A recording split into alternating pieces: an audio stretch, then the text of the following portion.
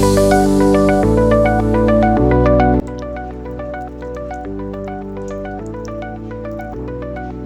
Friends, welcome to Chenimalai family. வாங்க இப்போ நம்ம க்ரீன் குருமா எப்படி செய்கிறதுன்னு பார்த்துக்கலாம். அதுக்கு தேவையான பொருளெல்லாம் எடுத்து அரைச்சிக்கலாம். ஃபஸ்ட்டு அரைச்சி வச்சுக்கலாம். என்னென்ன தேவையோ அதெல்லாமே எடுத்து வச்சுருக்கேன் ரெடியாக. இப்போ தேங்காய் கொஞ்சமாக போட்டுக்கலாம். தேங்காய் எடுத்து போட்டுப்போம் ஜாரில். பூண்டு, பொட்டுக்கடலை, பச்சை மிளகாய், இஞ்சி, கசகசா கொஞ்சம் தண்ணியில் நல்லா ஊற வச்சுருக்கேன், அது கசகசா போட்டுக்கலாம். அப்புறம் மல்லி இலையும் புதினா இலையும் போட்டுக்கலாம். இதெல்லாம் போட்டு நல்லா அரைச்சிட்டு வந்துடலாம். நல்லா அரைச்சிக்கணும். ஃபஸ்ட்டு ஒரு தண்ணி விட்டாமல் அரைச்சிட்டு அதுக்கப்புறமா தண்ணி ஊற்றிக்கலாம். தண்ணி ஊற்றி அரைச்சிக்கலாம். தண்ணி ஊற்றி அரைச்சி எடுத்துகிட்டு வந்துக்கிறேன். க்ரீன் குருமா நல்லாயிருக்கு. எல்லாத்துக்குமே சப்பாத்தி, பூரி எல்லாத்துக்கும் நல்லாயிருக்கு. தோசை. கொஞ்சம் ஆயில் விட்டுக்கிறேன். கடாயை அடுப்பில் சூடாயிடுச்சு. ஆயில் சூடாயிடுச்சு. இப்போ கடுகு போட்டுக்கலாம். கடுகு போட்டதையும் நம்ம தாளிக்கிறதுக்கு அந்த பட்டை, லவங்கம், பிரிஞ்சி இலை, கல்பாசி இதெல்லாம் போட்டு தாளிச்சுக்கணும்.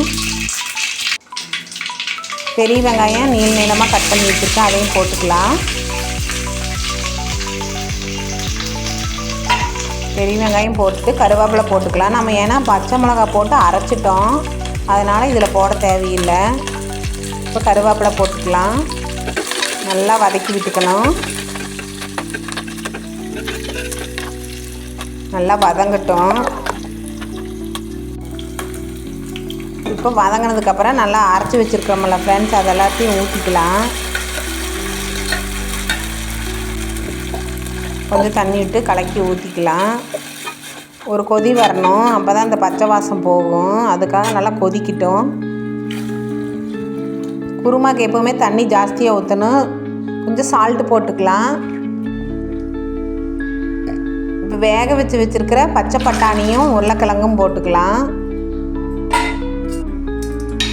இப்போ நல்லா கொதி வரட்டும். அப்போ கொஞ்சம் பச்சை பட்டாணியெல்லாம் நல்லா வெந்துருச்சு, இருந்தாலும் இது கூட வேகணும். நல்லா ஒரு கலக்கி விட்டுக்கலாம்.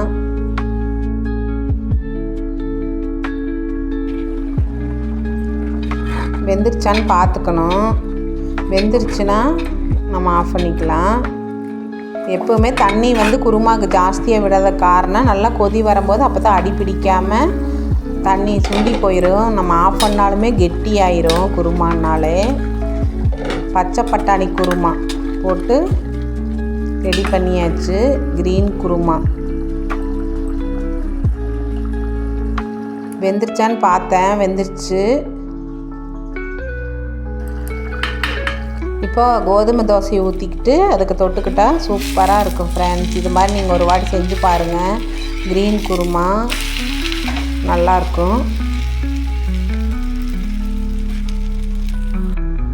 இந்த மாதிரி தோசைக்கு செஞ்சு பாருங்கள், நல்லாயிருக்கு. தோசை, இட்லி, சப்பாத்தி, பூரி இது எல்லாத்துக்குமே, உப்புமா எல்லாத்துக்குமே இந்த குருமா தொட்டுக்கலாம், நல்லாயிருக்கும்.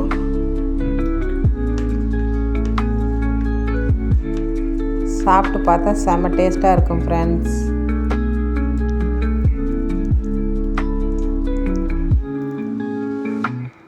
சாப்பிடுங்க. தேங்க்ஸ் ஃபார் வாட்சிங்.